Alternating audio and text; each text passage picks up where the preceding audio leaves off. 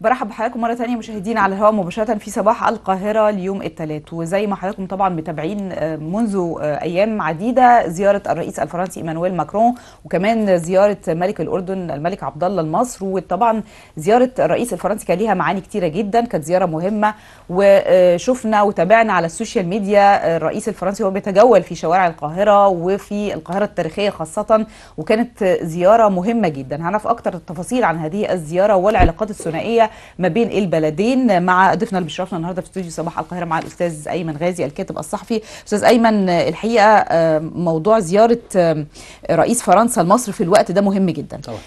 اولا هو في دلالات كتير، اكيد القضيه الفلسطينيه والمشاكل اللي احنا بنعاني منها الدول العربيه كلها بسبب رأس المفاوضات اصلا بالظبط، وكمان العلاقات الثنائيه، علاقات اقتصاديه وسياسيه وثقافيه وقديمه جدا، علاقات تاريخيه.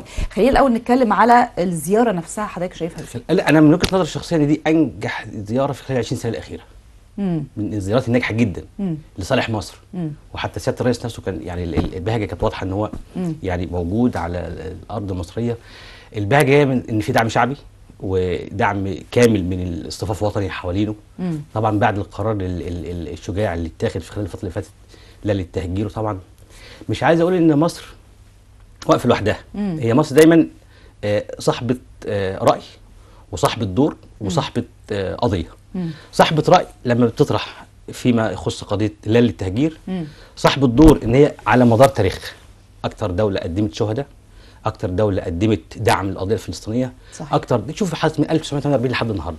ايوه مصر بنى الرئيسي في منطقه الشرق الاوسط، صحيح. ولا احد يزايد على الدور المصري على الاطلاق، صحيح. 1948 لحد النهارده قضيه مصريه، قضيه مصريه من الاساس. والمفروض انها قضيه عربيه حتى في التاريخ المصري القديم لما ترجع لتاريخ الامبراطوريه المصريه القديمه، أيوه. كان برضو فلسطين جزء من الامن القومي المصري، صحيح. انا ببص للزرع على المستوى الشعبي الناس فرحانه، على المستوى السياسي في الصفاف من كل الاجنحه السياسيه في الدوله، تمام، بجانب سياده الرئيس وفي ظهره ومعاه وخلف القياده السياسيه.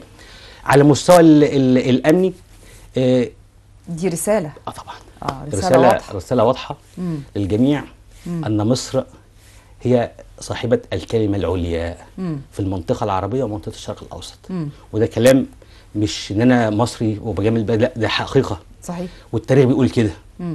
شوفي حضرتك من 52 56 73 بعد 2011 كانت برضه مصر عينها، صحيح. على القضيه الفلسطينيه في صفقه الافراج الكبرى ال1000 واحد مقابل، صحيح، جلعاد شاليت.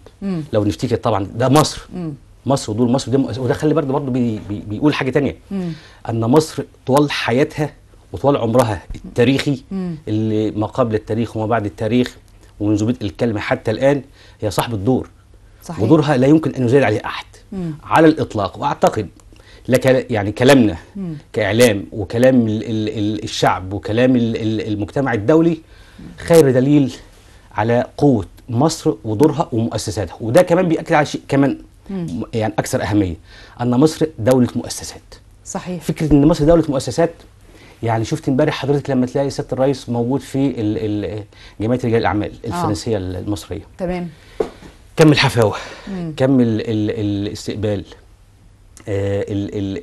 الشعب كله ملتف حوالينه. خليني برضه احيي مسبيرو انها يعني عملت عظمه حقيقه في النقل الاخباري بكل قنواتها، صحيح. دون استثناء حقيقه يعني، صحيح. يعني وكان في تغطيه حيه وفيها روح وفيها يعني حماس وفيها نوع من الحياد الاخباري وفيها نوع من الدقه الاخباريه. طبعا تلفزيون الدوله طبعا، ما هو ده دوله مؤسسات طبعا. فده جزء اللي احنا بنتكلم فيه، ان مصر صاحبه الكلمه ودوله مؤسسات منذ القدم إلا ما شاء الله سبحانه وتعالى. مظبوط. هي الزيارة فيها كذا شق. أول حاجة الشق على المستوى العلاقات ما بين مصر وما بين فرنسا، زيارة رئيس فرنسا لبعض الأماكن التاريخية خاصة في مصر، يعني منطقة الحسين وخان الخليلي، راح المتاحف، زار جامعة القاهرة. ده يعني جزء تعليمي، جزء فيه ثقافة، والثقافة المصرية الفرنسية طبعا معروفة منذ يعني طبعا يعني المنتج الواضح من خلال الزياره 100 مدرسه فرنكوفونيه، أيوة. التعاون في مجال التكنولوجي، ده بقى اللي هو ثمار خليني اقول لك ان كل دوله بتستخدم قوتها الحميده، تمام، ماشي، ومصر تمام. من يومها بتستخدم قوه حميده، اكيد طبعا احنا دوله تمام. فكره القوه الحميده يعني لا اقصد ايه، يعني فكره القوه الحميده ان انت يبقى الاستخدام الامثل انك تفيد دولتك وتفيد شعبك. يعني سياده الرئيس امبارح بالبهجه اللي هو كان فيها من خلال الدعم الشعبي الموجود ومن خلال الحفاوه الموجوده، الناس حاسه باستقرار. خليني اقول لك نقطه مهمه جدا. شوفي ان مصر من 2011 لحد النهارده مرت بكتير من التجارب. وخلينا النهارده واحنا في شهر ابريل وعيد تحرير طابه، والنهارده يكون فيه زياره لسياده الرئيس ماشي على الحدود، وهيكون موجود برضه في رفح، يعني فتحيه للشهداء الجيش والشرطه اللي بفضل ربنا سبحانه وتعالى ثم بفضلهم النهارده في زياره مؤمنه 100% موجوده داخل صعبه كمان على الحدود صحيح. فبالتالي ودي مجموعه، يعني احنا بنتكلم على حسب هي رساله برضو للعالم الغربي. يعني العالم الغربي رايحين اهو رؤساء دول قمه ثلاثيه، ملك الاردن كمان موجود. خليني اقول لك يعني قبل ما تبقى رساله للعالم الغربي، موقف مصر واضح.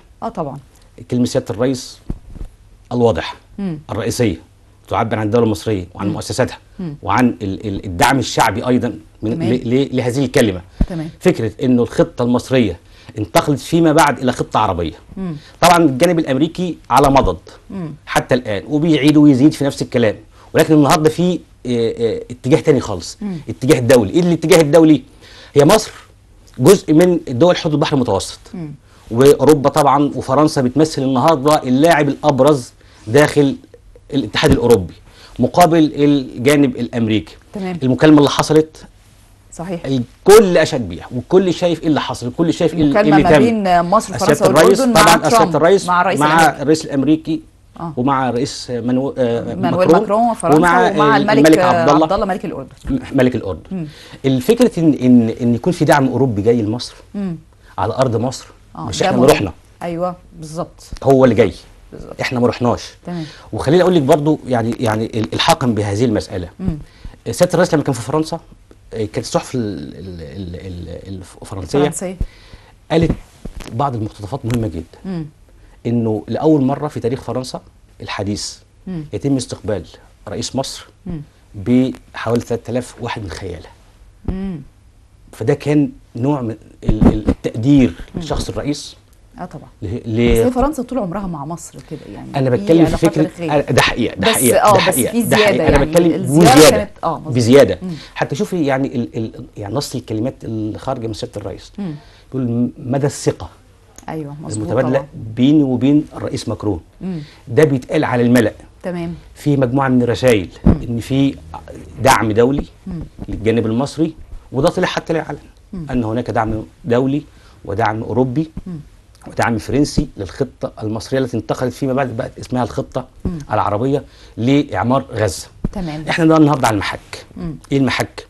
انه في شقين دلوقتي في العالم. الجانب المصري بيقوده سياده الرئيس بممثلين عن المؤسسات المصريه كامله، والجانب الاوروبي بيقوده ايمانويل ماكرون وفي تضافر معاه.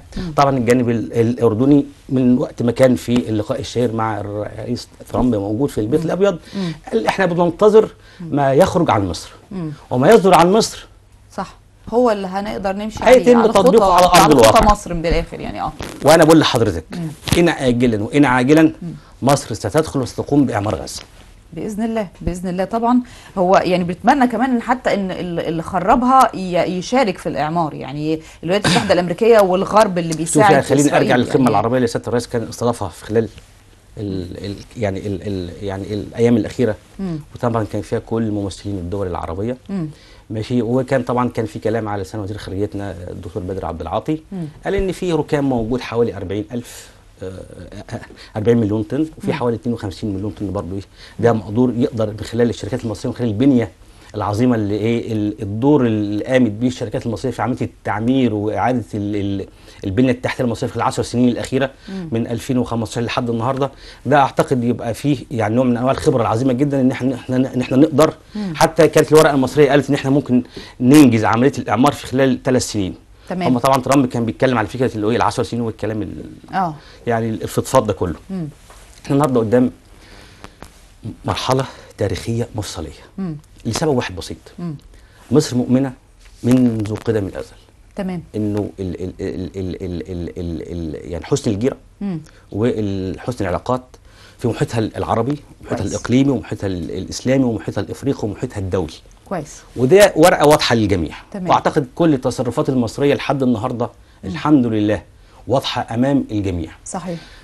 تخرج اصوات مدفوعه الاجر زي ما شفنا كده، واعتقد الصحافه العالميه قالت ده بوضوح، وشفنا اللي حصل، وشفنا طبعا ده يعني الناس قدرت تهضم بسرعه وتستوعب بسرعه عمليه الهجوم اللي كانت بتتم على مصر خلال الفتره الاخيره. مظبوط. بس في نقطه مهمه يجب ان احنا برضه نكون نشير اليها، انه الجانب الامريكي الاسرائيلي تحديدا هو بيشتغل بعقيده. للاسف بعقيده، ايوه مظبوط طبعا طبعا. فمشكلته انه بيحاول ينفذ عقيده يعني لا علاقه لها بالاديان، اللي هي العقيده الصهيونيه التلموديه. فبالتالي وشفنا نتنياهو في الامم المتحده بيتكلم على سفر صموئيل تمام مظبوط. طبعا. فدي افكار موجوده عندهم في ثقافتهم، ولكن بحكم التعايش، وبحكم المجتمع الدولي، وبحكم العلاقات الدوليه، وبحكم اللي احنا شايفينه حوالينا، افكار انتهت ولا يجب ان تطرح اصلا. فبالتالي الورقه المصريه النهارده هي الورقه رقم 1 على مستوى المجتمع الدولي. تمام. وهناك دعم دولي ليها. وحتى كان في خلال ال 48 ساعه اللي فاتت كان في اطروحات انه مصر بتقدم ما يسمى بزحزحه الهدنه شويه. ماشي، يكون في خلال الفتره اللي جايه يكون في هدنه كمان من ما بين 40 ل 70 يوم. فده برضه احتفت به الصحف الدوليه. ماشي، حتى الخطوط العريضه بتاعتها بقت واضحه للجميع. الخط الرئيسي والخط الثابت لدى المؤسسه المصريه ومؤسسات الرئيس والشعب المصري ده للتهجير. وهناك حاله اصطفاف وطني اعتقد كل الناس شافتها. تمام. والمجتمع الدولي كله شافها. ارجع لرئيس ماكرون انه الجانب بقى الثقافي اللي فيها. ايوه، الثقافي والتعاون ما بين الدولتين. طبعا حضرتك من المذيعات الشاطرين اللي عندك لغه فرنساوي، بتتكلمي كويس فرنساوي. فحضرتك لما الفرنكوفون شويه النهارده انجلترا بقت في تراجعت شويه، يعني شويتين ثلاثه. فهو طبعا الراجل بيحاول يقول انه المدرسه الفرنكوفونيه الجديده ايوه هي اللي بتؤثر، هيكون ليها مستقبل. صحيح. وبعدين في عرف العلاقات الدوليه من المهم جدا ان انا يكون عندي لغه واثنين وثلاثه واربعه على المستوى التكنولوجي ومستوى توطين الصناعات. فكره توطين الصناعات والحوار اللي حصل امبارح ما بين سياده الرئيس وبين الرئيس ماكرون حوالين انه يكون في توطين للصناعات، ده هيفيد المجتمع المصري. تمام. لانه هيكون في نسبه عماله زياده. صحيح. تشغيل، هيقلل نسب البطاله، هيكون في تبادل لخبرات متبادله، هيكون انفراج اقتصاديه وتعليميه طبعا ثقافية. هيكون طبعا ده على كافه الاصعده وعلى كافه المستويات. في تعاون على فكره، يعني لما حصل ان هم يعني كانوا مع بعض في المترو، يعني احنا في تعاون وشراكات. انا قلت شركات فرنسيه اللي عملت المترو، دي من انجح الزيارات اللي حصلت في خلال ال 20 سنه الاخيره. صحيح. وزياده يعني فكره الاحتفاء الحسين ومنطقه خان الخليل ده لوحدها، دي لوحدها. بص حضرتك حتى يعني على الهوا احنا معانا اهو الزياره كانت الحقيقه مبهجه جدا للمصريين كلهم. شوفي فكره التامين نفسها. ايوه بالظبط. خليني اقول لحضرتك يعني من خلال القراءات طبعا احنا فكره الجانب العسكري او الجانب الامني ده متروك للمتخصصين. تمام. احنا من خلال القراءات اللي احنا بنطلعها برضه يعني من المتخصصين. فكره التامين من منطقه صفر بشكل مباشر. ايوه. فهنا طبعا كل التحيه لكل الاجهزه المعنيه في الدوله اللي شاركت في ده. وفين في منطقه الحسين، ومنطقه مهمه جدا ومنطقه حيويه. صحيح. منطقه الحسين على البعد الروحي اصلا حتى أيوة. عند المصريين. صحيح. ليها نسق تاني. طبعا سياده الرئيس اصلا معروف طبعا يعني باهتمامه منطقه الجماليه. لا بعيد عن المنطقه. هو يعني حضرته هو بيحب ال البيت اصلا. وعنده اهتمام احنا شفنا حتى القاهره القديمه. لا شفنا حتى احنا شفنا كمان على مستوى يعني في خلال 3-4 سنين الاخيره تم تطوير مساجد آل البيت. تمت لمساجد آل البيت عليه السلام على مستوى السيدة زينب. فده برضو عند الشعب المصري ليه معنى، ليه معاني. اضف الى ذلك والاهم والادق انك تسير في شوارع مزدحمه. صحيح. امنا مطمئنا تسير وسط شعب يحتفي، مش شعب بيقابل الضيف زي ما بنشوف بعض الدول اللي بره، يعني احتفال مفيش مواجهه، يعني احتفاء كبير جدا. واعتقد ده يعني احنا شفناه حتى على مستوى التغريدات، يعني اللي هي يعني، وحتى كان شفنا كمان مستوى الاحتفاء الدولي والاعلام الدولي بهذه الزياره لمصر. مصر دوله محوريه منذ التاريخ، وصدقيني الشعب قدر في خلال الفترة الأخيرة يفرز تماما الأصوات المغرضة، تمام، اللي هي بتحاول يعني ترمي رتوش من هنا أو من هنا، ويفرز كويس جدا النسق اللي حصل له على مستوى البنية التحتية، على مستوى البنية الأمنية، على مستوى البنية الاجتماعية، على مستوى بنية التعليم، تمام، على مستوى الجامعات، صحيح، على مستوى يعني النقله التكنولوجيه اللي تمت، تمام، كل ده بيصب في صالح الدوله، تمام، وان مصر تكون دوله محوريه.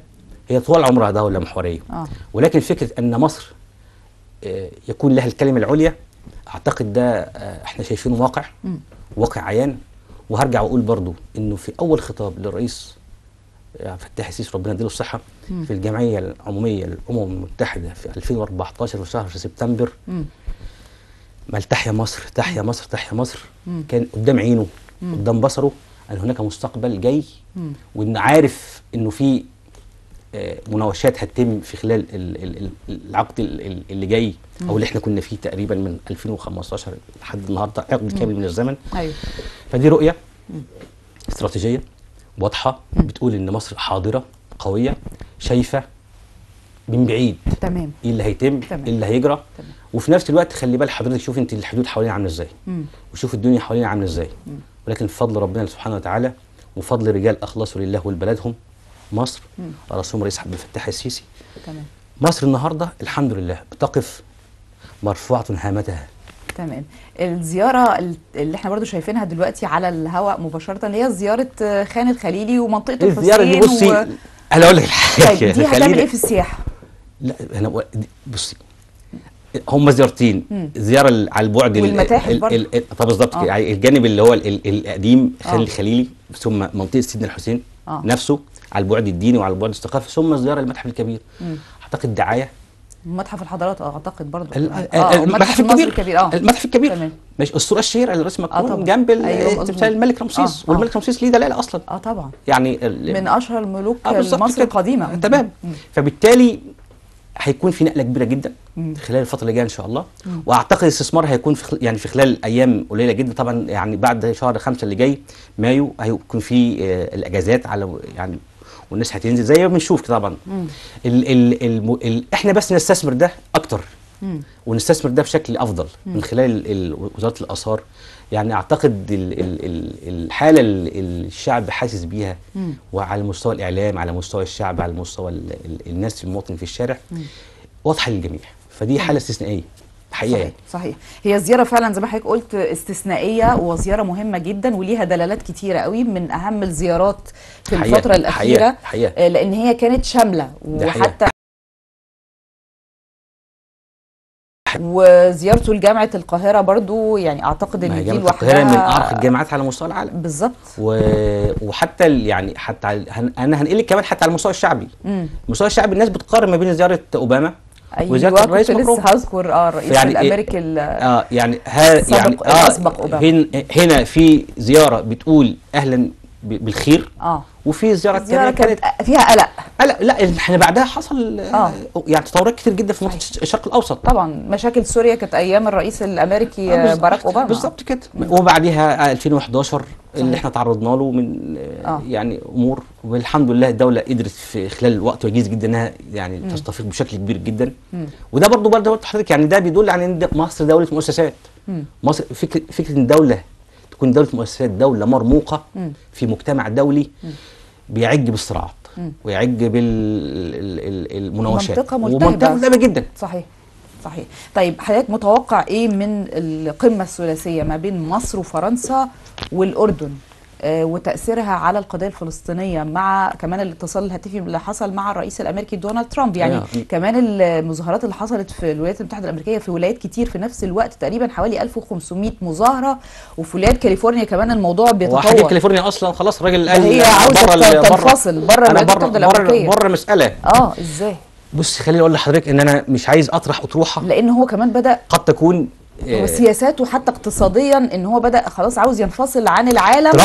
ترامب لما جاء للولايات الثانيه هو بيقدم نفسه على انه امبراطور، والفكر الامبراطوري دائما ما يبوء بالفشل، بيتبعه انهيار.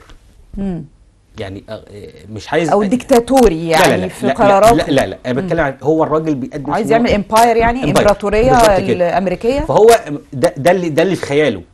فكره هي اصلا اقتصاديا الولايات المتحده الامريكيه تعتبر اهم اقتصاد في العالم، لا من غير ما حتى هو يقول. لا لا يعني لا حتى في تنافس، بس برضه لا في اقتصادات ناشئه جدا.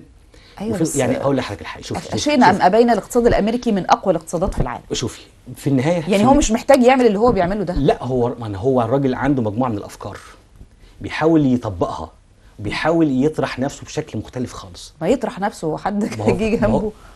هو هنا في النهايه احنا قدام يعني اعاده تشكيل الكتل الدوليه مره ثانيه. فهو بالافكار بتاعته بيعيد تشكيل الكتل الدوليه مره ثانيه. بس هو عاوز يحصل على الاموال من دول هو يعني ملوش اي حق فيها. يعني بيتكلم على الدول الفلوسكو دي فين يعني ايه يعني ده بلطجه سياسيه. هو ده اللي احنا بنتكلم فيه.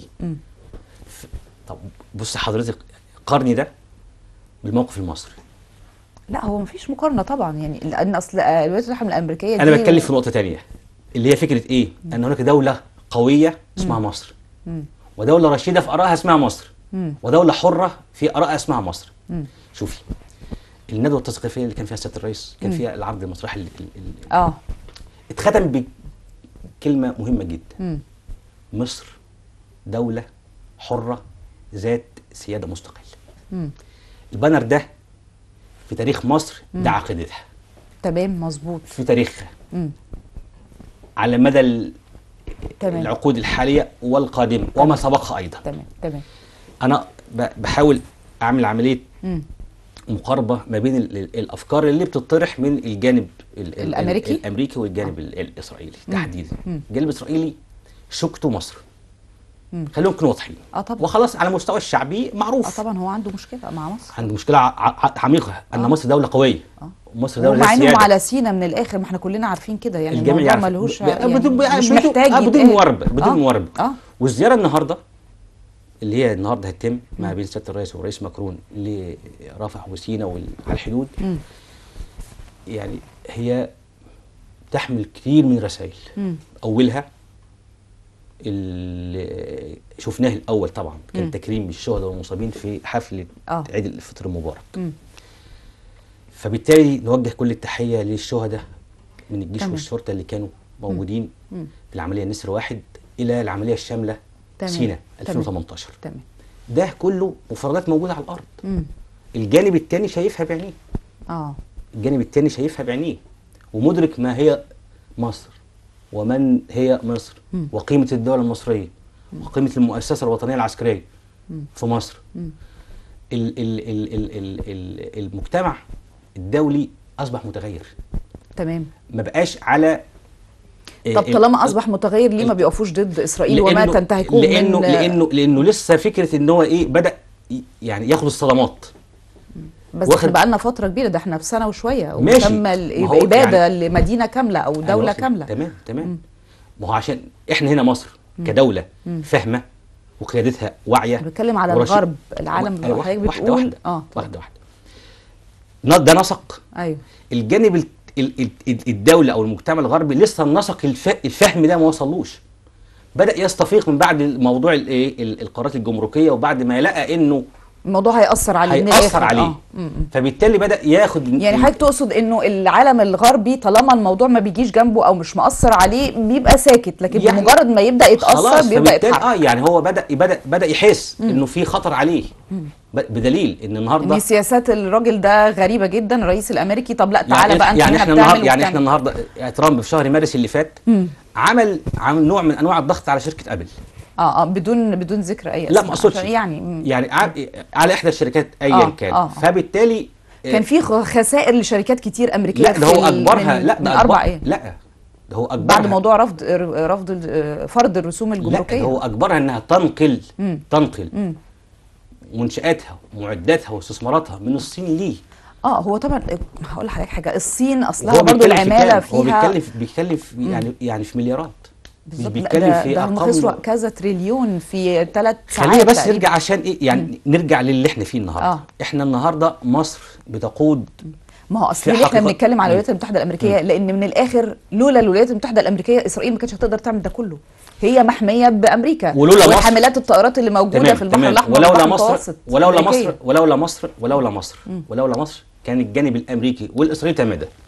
اكيد طبعا هو عامل حساب طبعا. اكيد هو عامل حساب. وخليني اقول لحضرتك فكره لا للتهجير اللي طلعت من قلب مصر للعالم لان هو كله تراجع في وقت من الاوقات عن تصريحاته لما قال هنشوف مصر والاردن هيعملوا ايه. بدا يتكلم يعني هو بعد ما مصر والاردن قالوا ورفضوا قالوا لا احنا رافضين. امبارح بالليل مطلع مجموعه من التصريحات بعد الغاء المؤتمر الصحفي وما بينه وبين نتنياهو. ايوه بيتكلم حوالين انا مش عارف ممكن نلاقي دول تانية. طب مين هل في دول تانية ممكن تقبل ده؟ طب حضرتك ليه ما بتاخدش الفلسطينيين تعمل لهم ولايه، تفضلهم ولايه جوه الولايات المتحده الامريكيه؟ ده في ولايات فاضيه لحد دلوقتي وتقعد فيهم اهل فلسطين لحد ما تعمرها او نعمرها ونرجع يعني كنت بكلم حضرتك فيها ان هو عنده نسق عقائدي مع هو الموضوع بالظبط. هو الموضوع كده فيه مواربه يعني. تمام يعني احنا بنتمنى طبعا انه يعني ان شاء الله القضيه تتحل ويكون في توصيات سريعه.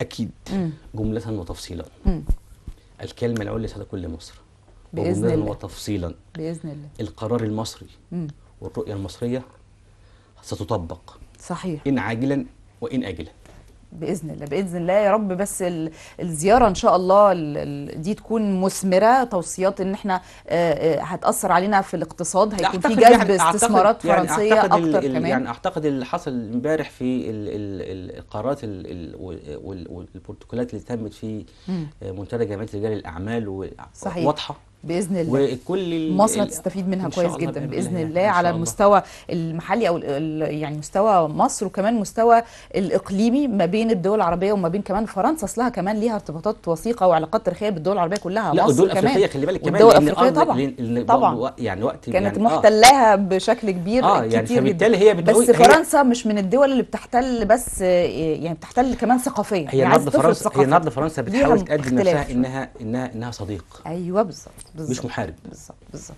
بنتمنى طبعا ان شاء الله كمان انه يوصل حل مع زياره العريش دي. اعتقد ان ليها دلاله واضحه جدا. تامين على الحدود ربنا واضحه يعني طبعا يسهل باذن الله باذن الله. فكل التحيه يعني لمصر وقيادتها سياده الرئيس طبعا المؤسسه الوطنيه العسكريه وكل اجهزه الدوله اللي اعتقد الشعب حس يعني طبعا بالفرق يعني بحاله الظروف اللي احنا فيها طبعا النفسي ان الحمد لله يعني قياده ودوله وشعب ومؤسسات يعني ربنا يحفظهم جميعا يا رب باذن الله. انا بشكرك جدا جدا يا استاذ ايمن على وجودك معانا النهارده وشرفتنا ونورتنا. وخلينا نشوف بقى الايام اللي جايه باذن الله مخبيه لنا ايه. وربنا كمان يعني يصبر اهلنا في غزه طبعا وما يحدث فيها يعني صعب جدا. ربنا يصبرهم وكل املنا باذن الله ان القضيه تتحل في القريب العاجل. شكرا ليك جدا شرفتنا ونورتنا.